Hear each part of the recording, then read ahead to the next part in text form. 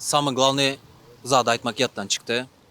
Bu bölümün, вообще bu ideyanın en главный sponsoru, investoru Maral Milli Libasları. Dostlar da onlar üstündeki gören eşikleriniz varsa Maral Milli giyimlerini değiştirdir. Sağ olsun bize paylaşık etti. Onlara prakada verdi bize. Biz hem onun sayesinde gittik videolarımızı çektik.